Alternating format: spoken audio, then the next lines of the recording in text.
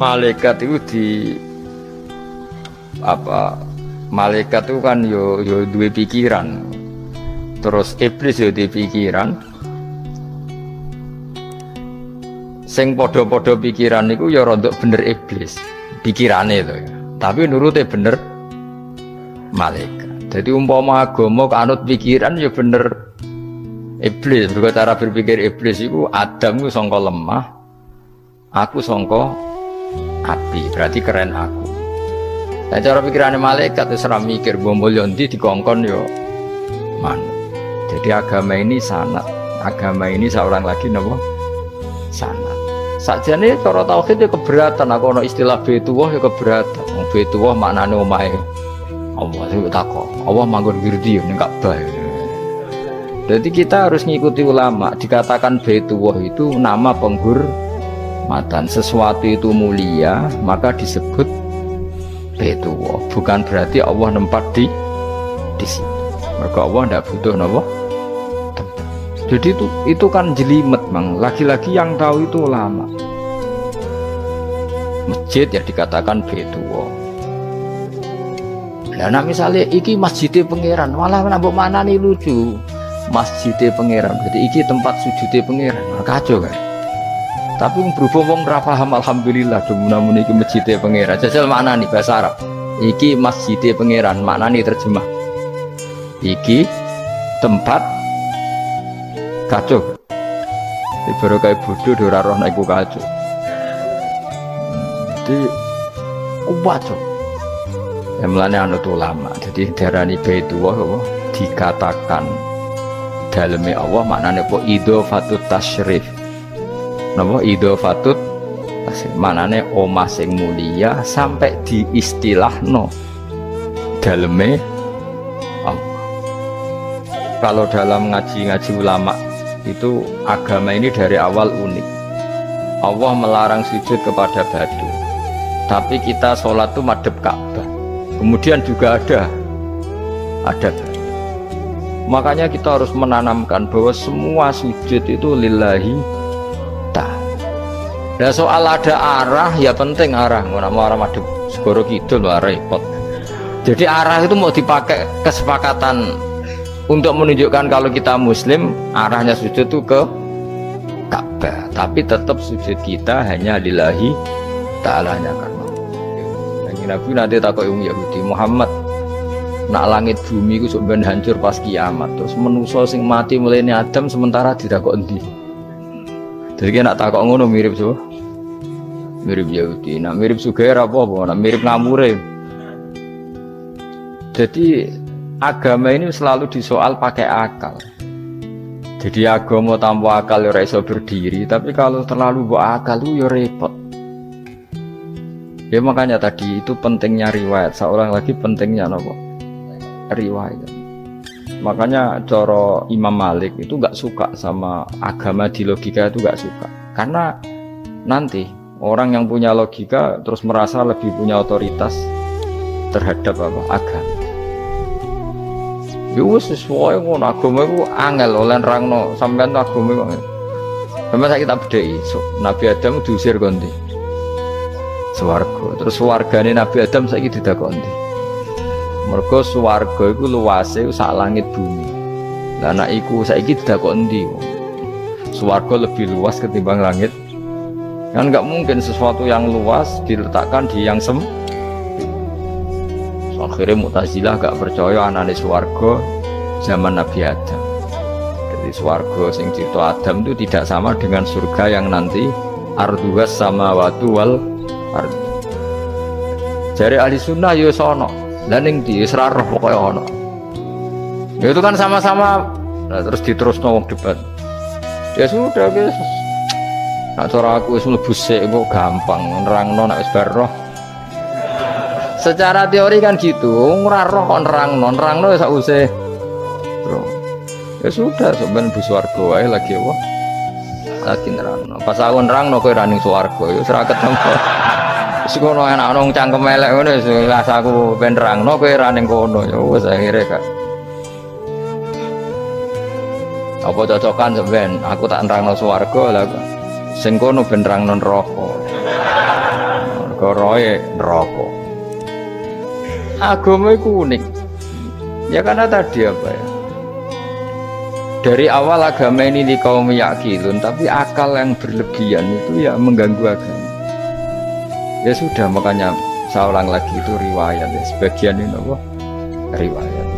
Inna hadal ilma dinun fangguru aman ta'khuduna dinakum. Agama ini ilmu, kemudian kamu harus dari sanad yang benar ya. Dari sanad yang apa? Dari sanad yang benar. Ya sudah seperti itu.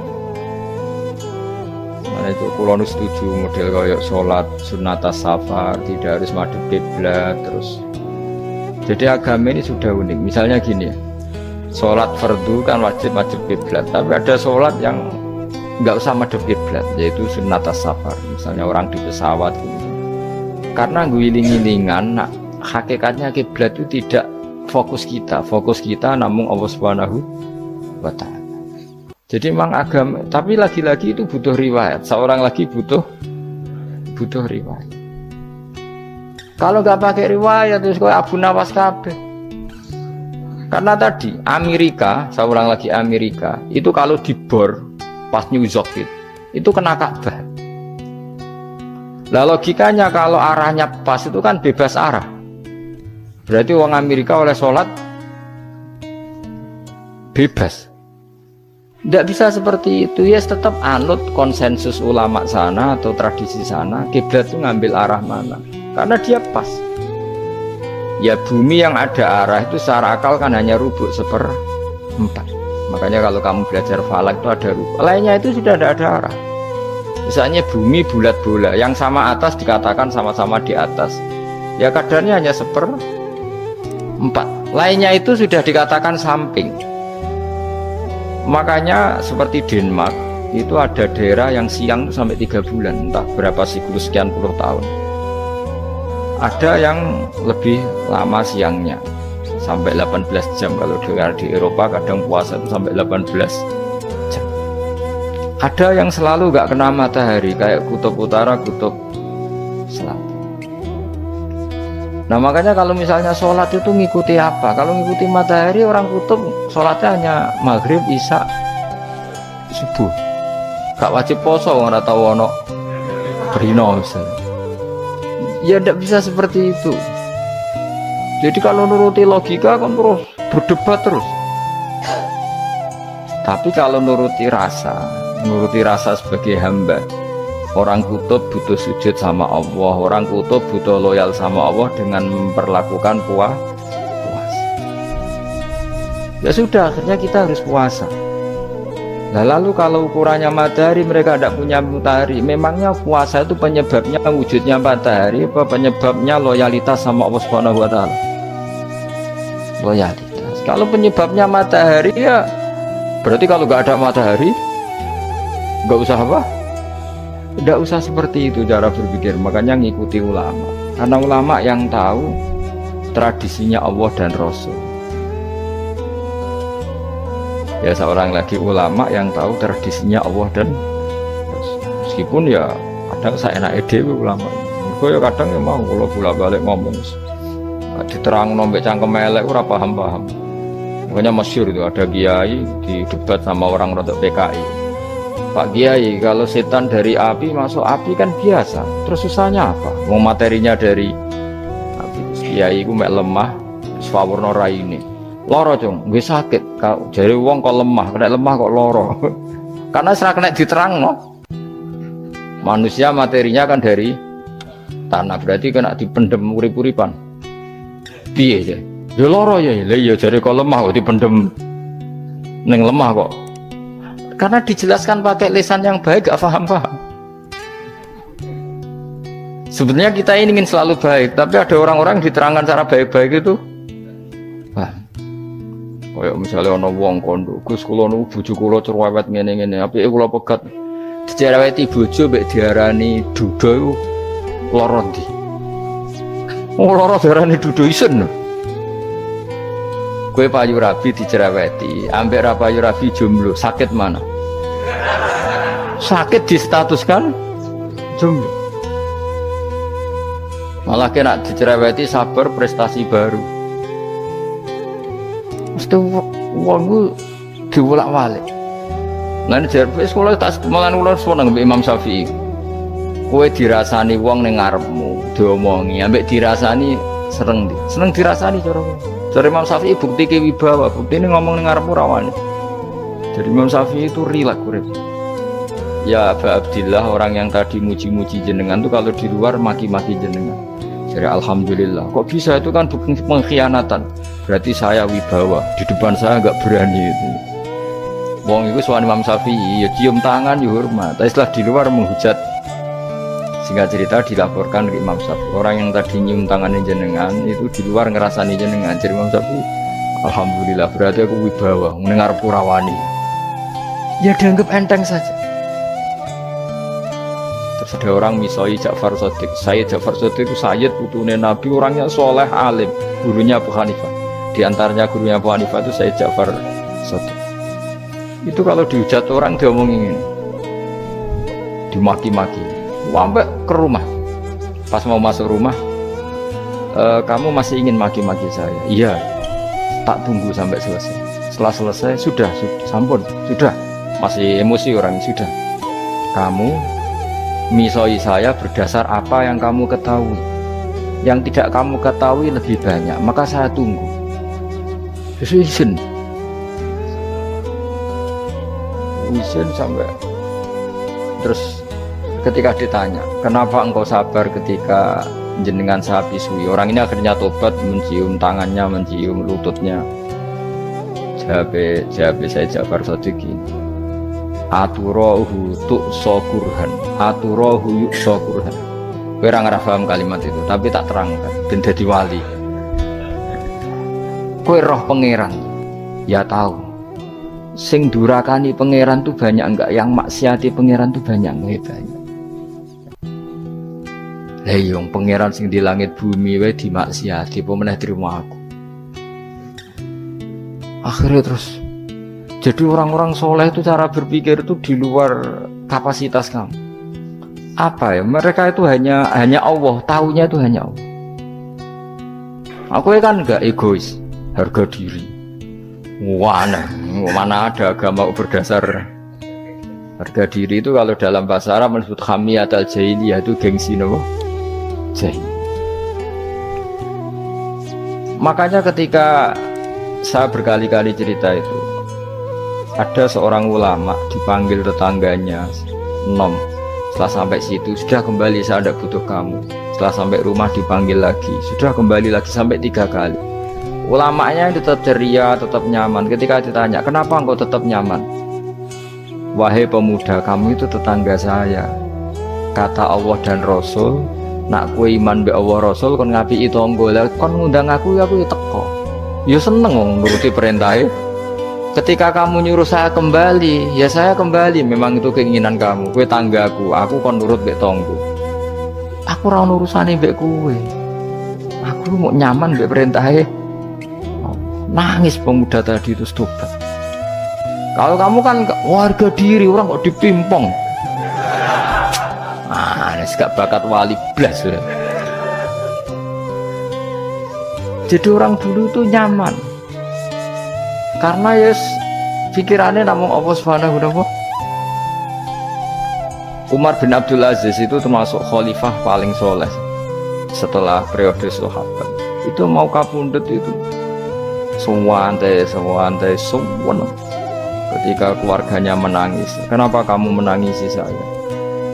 Ya karena engkau mau mati. Memangnya kalau mati mau kemana? Ila khairi madhubin ilaih, ke zat terbaik. Terus aku mbok kon urip awor kowe gak jelas iso ngrumat aku ta ora. Anak Allah malah jelas. Saiki apik ndi urip mek wong ora jelas sampai sing jelas. Ya wis kapundhut. Kowe kan gak mati ku wedi. Dosane akeh. Lah mungkin nek urip terus ra dosa apa tengene. Gaya tok wis. Dosa kula cek kathah Gus kok mati terus. Ya malah apik mati ora dosa meneh. Biasa wae nek apik mati biasa, karena potensinya kamu urip suwi ku dosane apa taat meneh. Ya jawab. Potensine. Dosa meneh apa taat meneh? Apa ya dosa ya taat. Terus pas mati, pas taat atau pas dosa? ora usah ngono biasa ya. Sampai mati ae matur pangeran Gusti nak saene mati nggih. Mati mawon nak saene urip nggih. Urip mawon Gusti semua anut jenengan. Zaman kula urip sing ngrumat nggih jenengan mungkin sampean mati sing ngelola nggih napa?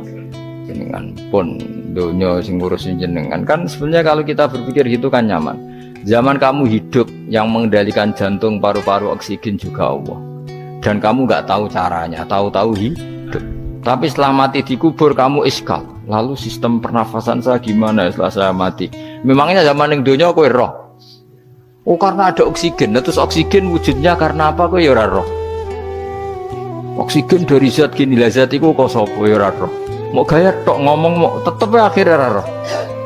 Lan kadang kula gawok mbek wong goblok wis ora roh kabeh dari awal mau alam semoga iku gak usah nerang. Nah, artinya gini, kalau zaman di dunia kamu tidak bisa mengelola diri kamu sendiri, juga sama setelah mati tidak bisa mengelola diri kamu sendiri. Semua itu al-amru biyadil, semua itu dalam kekuasaan Allah Subhanahu wa ta'ala. Ya sudah, alaihi tawakkaltu wa ilaihi unib. Ya sudah, kita pasrah saja dan kita hanya kembali kepada Allah Subhanahu wa ta'ala. Ya sudah, itu agama. Tapi nak bawa logika pakai akal. Wah, itu orang mati itu sudah nggak bisa apa-apa, sudah jadi tanah gini-gini. Nah, masalah TK yang ngerti, nah, jadi tanah itu tidak bisa tanah. Tapi masalahnya kita ini dikendalikan oleh zat yang bisa mengelola semua, yaitu Nabi Adam diciptakan juga dari tanah. Ya sudah, hanya berdasar riwayat itu yang kita akhirnya meyakini setelah kita mati juga bisa hidup lagi. Iki rasa khawatir, iblis itu ya iblis ya lemah. Nyatane ya kowe tetep ngaji jalalan. Berarti ora sukses menyesatkan. Kodang di kowe iblis. Ya kodang sampean kon ra ngaji tetep ngaji. Kon paham tetep ora paham. Berarti iblis itu enggak keren loh. Betul, saya setiap melihat orang sholat itu menyaksikan kekalahan apa? Iblis. Jadi iblis itu ya kalah orang kok hebat yo. Biasa mawon, ora usah mbok sing hebat ya namo pangeran. Dari awal iblis wis menyerah ngadepi orang sing ikhlas itu dimulai dari awal ya. Cara bahasa yang kayak pokoknya hilir sampai hulu sampai hilir itu ikhlas kabeh. Misalnya kita duit yakin nek iku wae Allah. Sehingga kita ketika ngasihkan orang itu kamu nggak merasa itu milik kamu. Sehingga nggak gampang undat. Selagi itu kamu benar keduanya awalnya salah itu masih mungkin tidak ikhlas. Uang ini milik saya, tak kasihkan kamu dengan ikhlas. Kalimat milik saya ini menjadikan suatu saat kamu jadi undat-undat karena milik saya. Tapi kalau ikhlasnya dari depan, uang ini milik Allah, ilmunya bahak milik Allah, terus tak kasihkan kamu juga hambanya. Dari awal kan merasa saya tidak punya apa-apa. Tapi selagi saya ikhlasnya hanya separuh, ilmu saya tak kasihkan kamu karena Allah, berarti masih potensi enggak ikhlas ya. Jadi kalau ngelatih ikhlas itu harus dua-duanya. Kamu punya uang milik Allah, punya ilmu milik Allah, punya jabatan milik Allah, kemudian kamu kasihkan sesuai perintah Allah, itu lebih mudah ikhlas karena la haula wala quwata illa billah. Selagi masih separuh saja salah, itu potensi berikutnya juga ikut salah. Misalnya aku ngurmat yatim kok ikhlas, duitku tak kena. Kata duitku itu menjadikan suatu saat dulu tak rumah tuh saiki jebule lali aku. Tapi kalau alhamdulillah saya pernah digerakkan Allah ngurmat yatim dengan milik Allah juga, sehingga kita sekedar pernah melakukan ketaatan ini nggak penting berikutnya anak yatim ini nanti peduli kita apa enggak, nggak penting. Itu ikhlas ya. Ikhlas itu sesuatu yang semuanya lillahi ta'ala ya. Dan inna sholati wa nusuki wa mahyaya wa mamati lillahi rabbil alamin. Masyhur itu khilafnya ulama, apakah malaikat itu termasuk umatnya kan Nabi Muhammad SAW? Ada ulama yang mengatakan cara pandang Nabi diutus itu untuk mensolehkan yang tidak soleh atau mensolehkan yang potensi tidak soleh. Kan orang itu ada dua, ada yang memang tidak soleh disolehkan, ada yang potensi tidak soleh, sebetulnya sudah soleh tapi potensi juga tidak soleh terus disolehkan. Nah malaikat ini kan tidak berpotensi maksiat sehingga agak butuh nabi, seorang lagi, malaikat itu kan nggak mungkin nggak soleh, selalu soleh, berarti nggak butuh nabi. Itu cara pikiran Imam Suyuti, sehingga dia mengatakan Quran itu memperingatkan semuanya kecuali malaikat, karena malaikat tanpa diperingatkan sudah soleh. Tapi kata ulama yang lain tidak seperti itu. Malaikat tetap senang sebagai umatnya Rasulullah Shallallahu Alaihi Wasallam karena butuh status tasyrif. Tasyrif itu keren. Nanti takoi itu melok kelompok isopo, melok kelompok Kanjeng Nabi Muhammad Shallallahu Alaihi Wasallam. Sehingga kalau nanti ditanya Allah, mimman anta misalnya, min ummati habibika Muhammad, itu keren. Saya termasuk umatnya kekasihmu Nabi Muhammad Shallallahu Alaihi Wasallam. Lalu kamu ngikuti apa? Yo min ahsani kitabik, mengikuti kitab terbaikmu ya Allah. Sehingga mereka ikut umatnya Nabi bukan karena disolehkan, tapi karena tasrif, satu kehormatan. Itu yang diikuti ulama. Tradisi kita ahli sunnah ngikuti yang pendapat itu, ngikuti bahwa malaikat pun suka dikategorikan umatnya Kanjeng Nabi Muhammad Sallallahu Alaihi Wasallam karena nambahi tasrif. Nambahi apa? Tasrif. Masyhur itu Imam Suyuti dalam hal ini kita ngikuti ulama mayoritas, bukan ngikuti yang ini. Masyhur kan Jibril ditanya, kan itu ketika Jibril ketemu Nabi Muhammad ditanya, untungnya apa kamu jadi safir? Safir itu kira-kira terjemahan bebasnya panitia saya. Jibril itu kan ya jauh dari langit turun bumi, dari langit itu kan jauh. Terus kamu untungnya apa? Karena Jibril itu tahu betul peristiwa yang pernah dilakukan Allah, yaitu kayak apa malaikat yang di langit bisa diusir karena kesalahan tertentu. Malaikat yang sok suci kayak siapa itu Harut Marut juga dihinakan seperti itu. Dan Jibril tahu betul Allah itu yaf'alu ma yasha. Jadi yang sekarang malaikat bisa saja jadi pokoknya tahu betul Allah bisa melakukan apa saja. Karena Jibril tahu betul Allah, karena dia ketua malaikat. Kan kita tahu misalnya ada sejarah siapa? Harut Marut, dari malaikat menjadi hina seperti itu. Jibril akhirnya tanya, ya sudah, Jibril punya apa? Terus ditanya Nabi, kamu untungnya apa setelah jadi safir saya, jadi panitia yang ngurusi wahyu? Terus kata malaikat Jibril, saya tidak pernah merasa aman.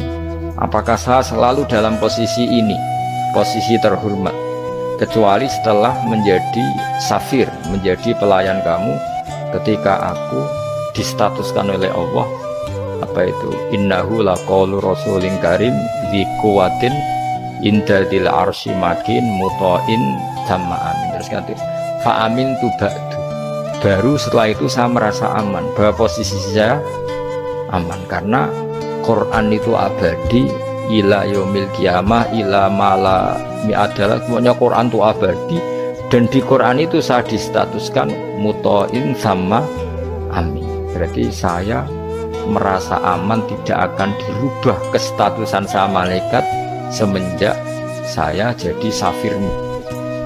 Intinya Jibril juga mendapat kehormatan karena ngitmai Quran.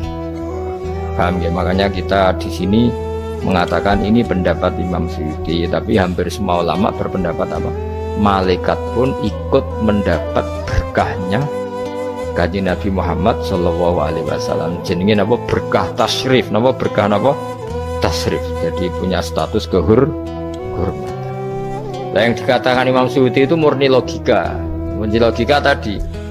Yang namanya Quran itu memberi peringatan supaya nggak soleh menjadi soleh, dan malaikat tidak butuh itu karena sudah selalu soleh ya. Jadi itu logika saja, tapi kita berkeyakinan malaikat pun butuh, tapi untuk kehormatan.